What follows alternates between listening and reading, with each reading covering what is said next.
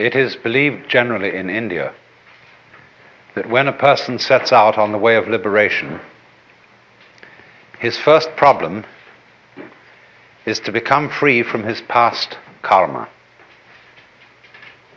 The popular theory of karma, the word that literally means action or doing in Sanskrit, so that when we say that something that happens to you is your karma, it's like saying in English, it's your own doing. But in popular Indian belief, karma is a sort of built-in moral law, or a law of retribution, such that all the bad things you do and all the good things you do have consequences which you have to inherit. And so long as karmic energy remains stored up, you have to work it out. And what the sage endeavors to do is a kind of action which in Sanskrit is called nishkama karma. Nishkama means without passion or without attachment, karma, action. And so whatever action he does, he renounces the fruits of the action, so that he acts in a way that doesn't generate future karma, because future karma continues you in the wheel of becoming, samsara, the round, and keeps you being reincarnated. Now then, in that case, when the time comes that you start to get out of the chain of karma,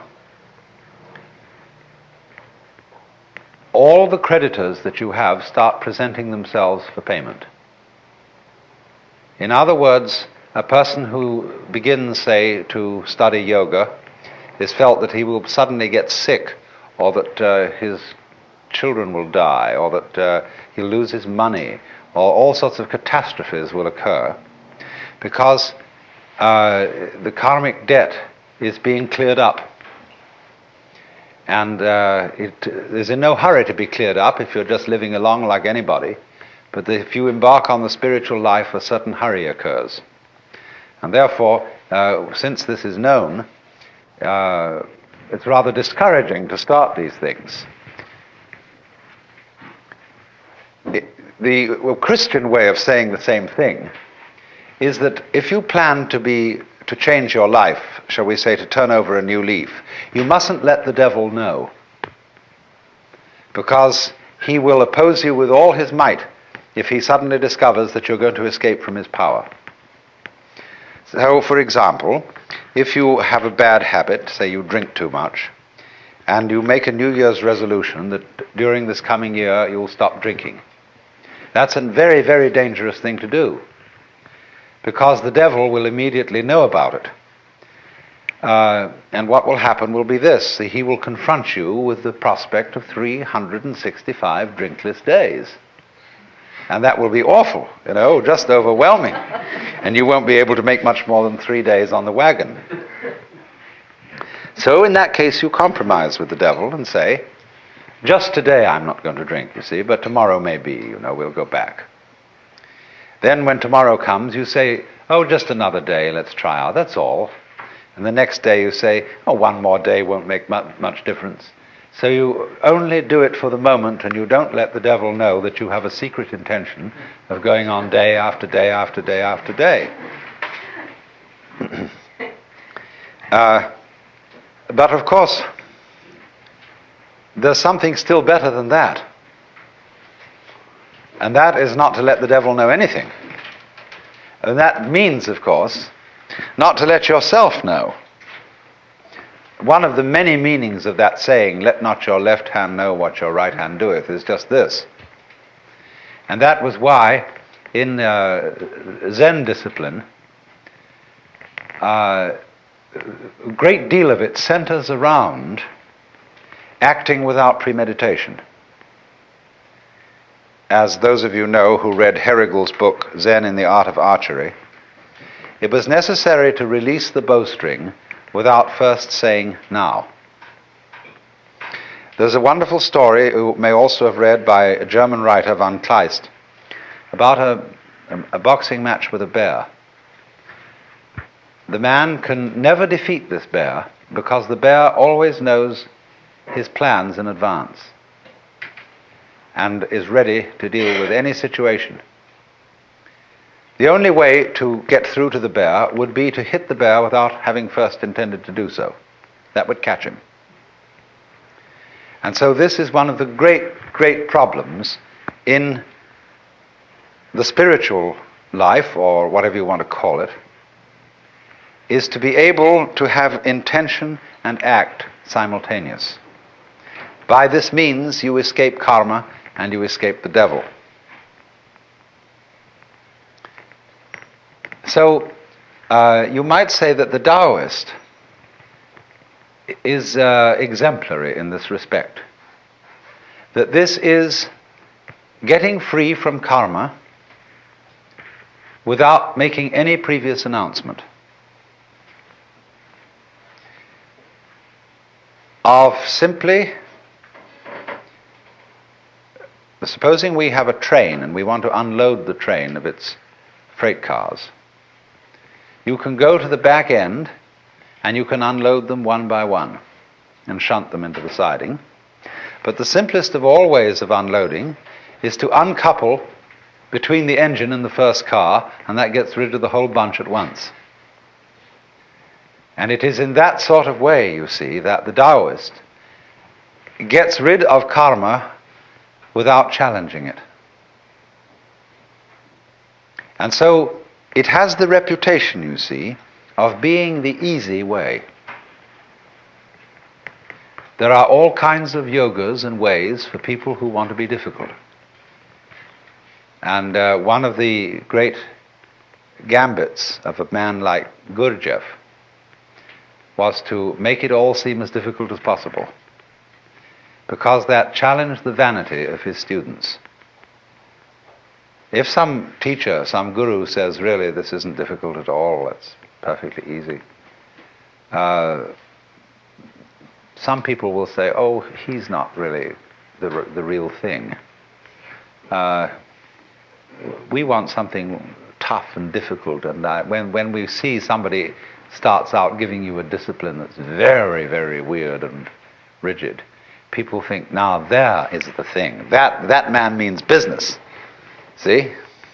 And so they flatter themselves by going to such a guy that they are serious students, whereas the other people are only dabblers and so on. All right, if you have to do it that way, that's the way you have to do it. But the Taoist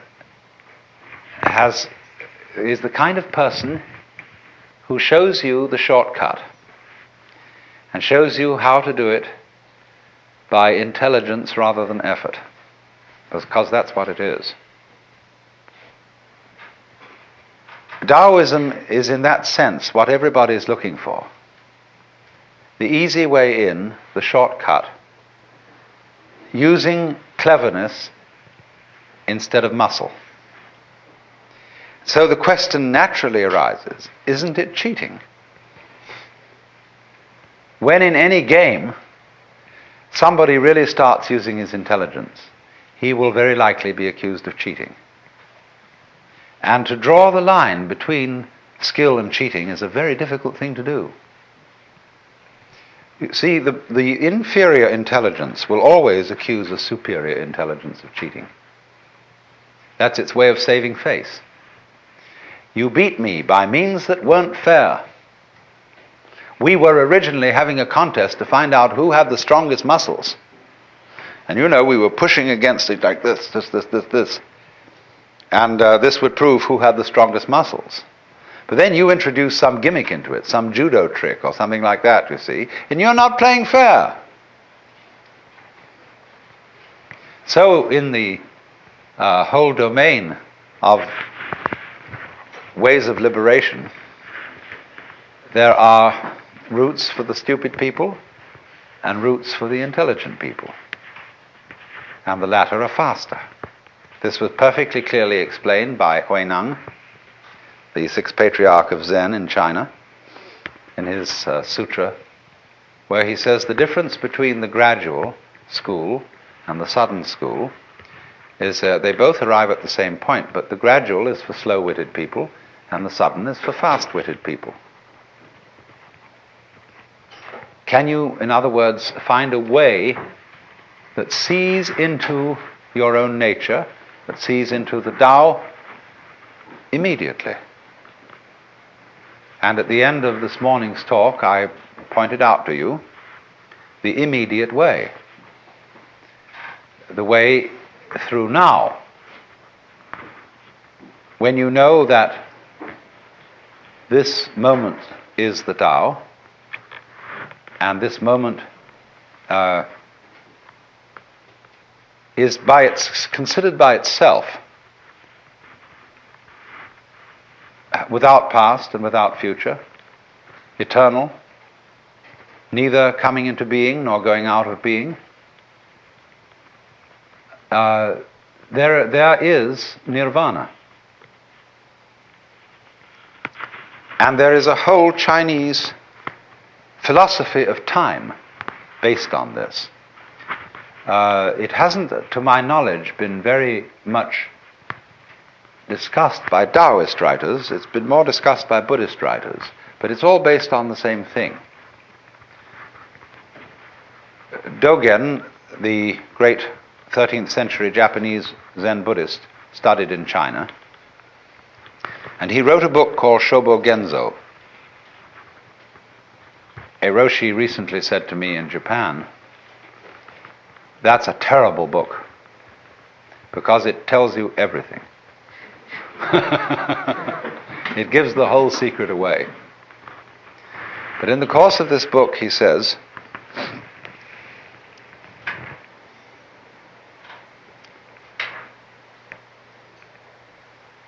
there is no such thing as a progression in time.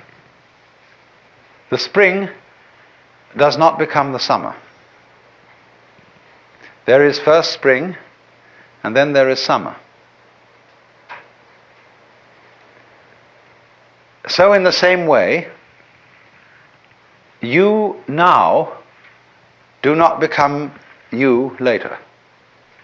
This is T.S. Eliot's idea in 4 Quartets, where he says that the person who has settled down in the train to read the newspaper is not the same person who stepped onto the train from the platform. And therefore also you who sit here are not the same people who came in at the door. These states are separate, each in its own place.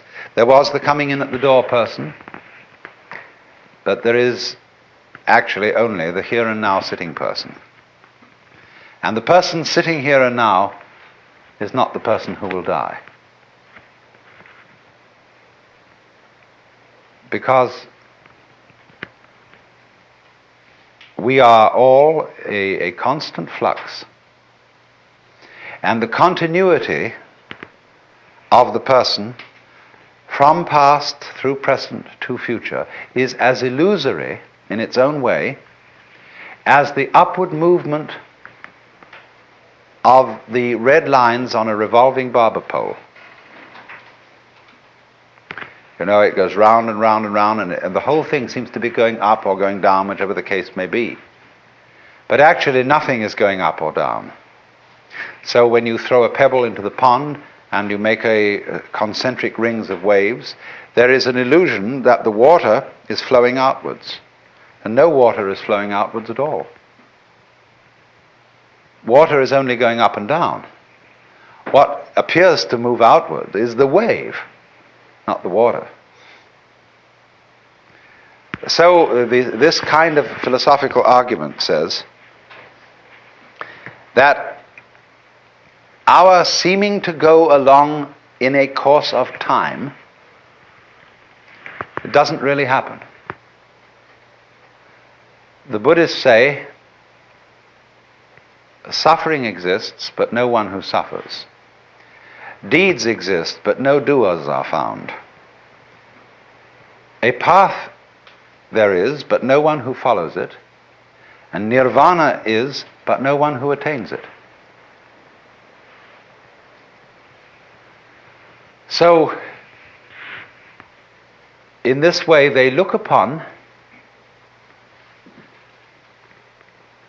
the continuity of life as the same sort of illusion that is produced when you take a cigarette and in the dark whirl it, and the illusion of a circle is created, whereas there is only the one point of fire.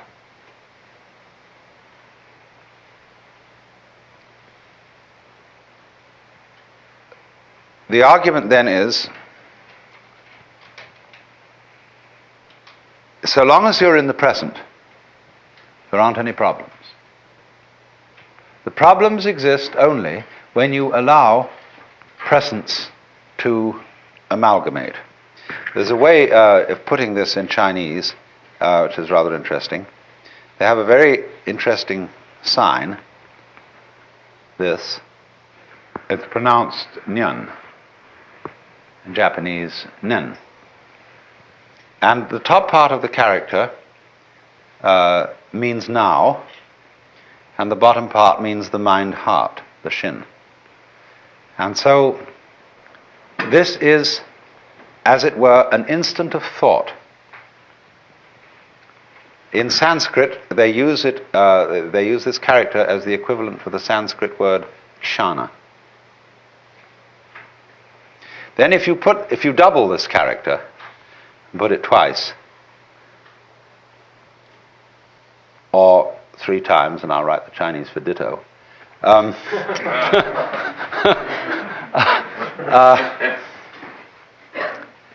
Nyan nyan nyan means thought after thought after thought. Now, the Zen master Joshu was once asked, what is the mind of a child? And he said, a ball in a mountain stream. What do you mean by a ball in a mountain stream? He said, thought after thought after thought with no block.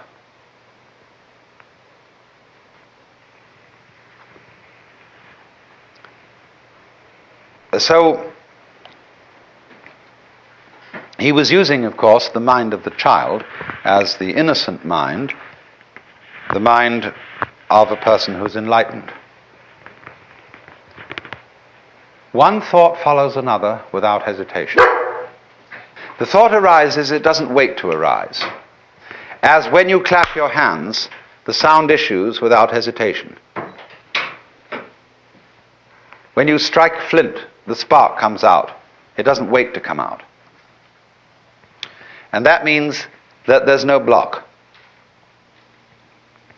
So, thought, nyan, nyan, nyan, describes what we call in our world the stream of consciousness. Blocking consists in letting the stream become connected, chained together, in such a way that when the present thought arises, it seems to be dragging its past, or resisting its future, saying, I don't want to go.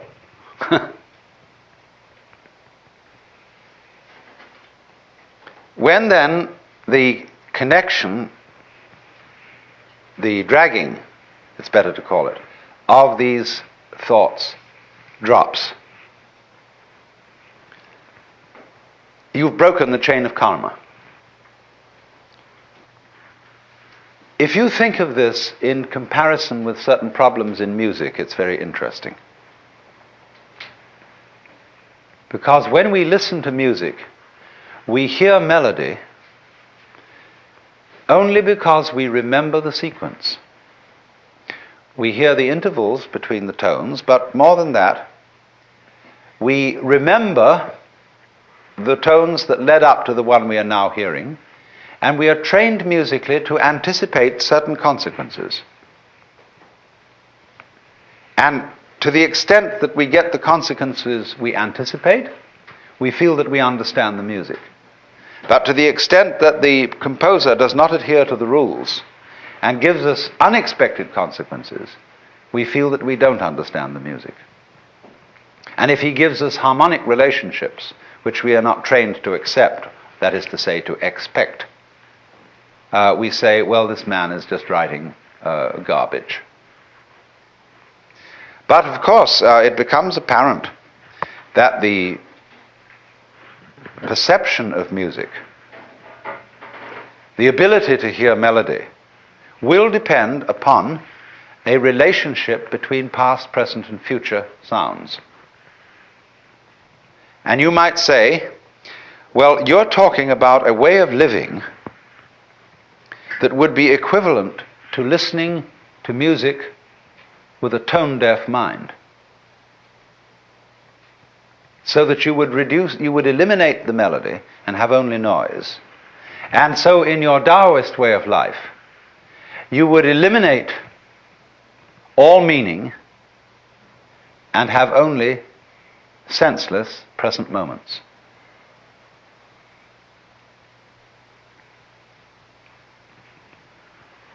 Up to a point, that's true.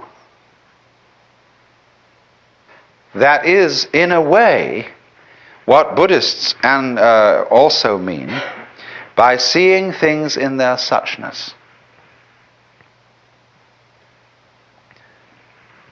What is so bad about dying, for example? It's really no problem. When you die, you just drop dead. That's all there is to it.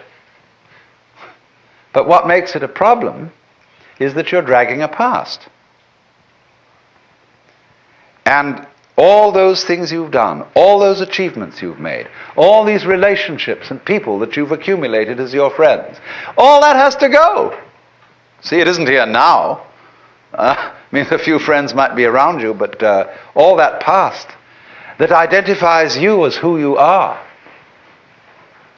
which is simply memory, all that has to go. And we feel just terrible about that. But if we didn't, if we were just dying, that's all, death wouldn't be a problem. So likewise, the chores of everyday life, they become intolerable. When everything ties together, all the past and the future, you feel it dragging at you every way. Supposing you wake up in the morning, and it's a lovely morning. Let's take today, right here and now. Here we are in this paradise of a place. Big Sur. And some of us have got to go to work on Monday. Is that a problem? For many people it is. It spoils the taste of what's going on now. When we wake up in bed on Monday morning and think of the various hurdles we've got to jump that day, immediately we feel sad and bored and bothered. Whereas actually we're just lying in bed.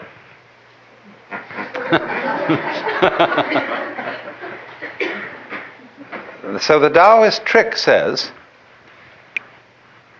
simply live now and there will be no problems. That's the meaning of the Zen saying, when you are hungry, eat. When you are tired, sleep. When you walk, walk. When you sit, sit. Rinzai, the great Tang Dynasty master, said, in the practice of Buddhism, there is no place for using effort.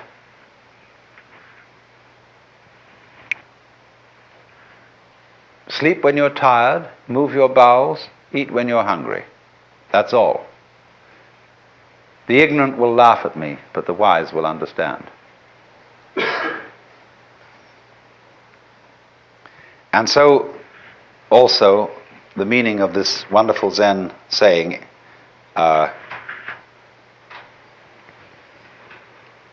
day, that's the character for the sun, day, that is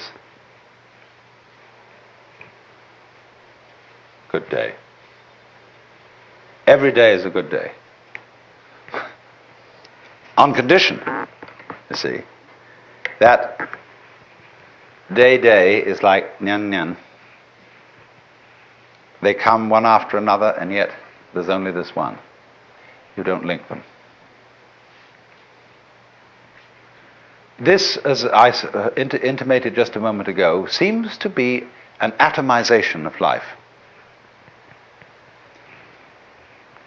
Things just do what they do. The flower goes poof, and people go this way, go that way, and so on, and that's what's happening. It has no meaning, it has no destination, it has no value. It's just like that. And when you see that, you see it's a great relief. That's all it is. But then when you are firmly established in suchness, in that it's just this moment, you can begin again to play with the connections. Only you've seen through them. But now you see they don't haunt you. Because you know that there isn't any continuous you running on from moment to moment, who originated at some time in the past and will die at some time in the future. All that's disappeared. So you can have enormous fun anticipating the future, remembering the past, and playing all kinds of continuities. This is the meaning of that famous Zen saying about mountains are mountains. To the naive man, mountains are mountains, waters are waters.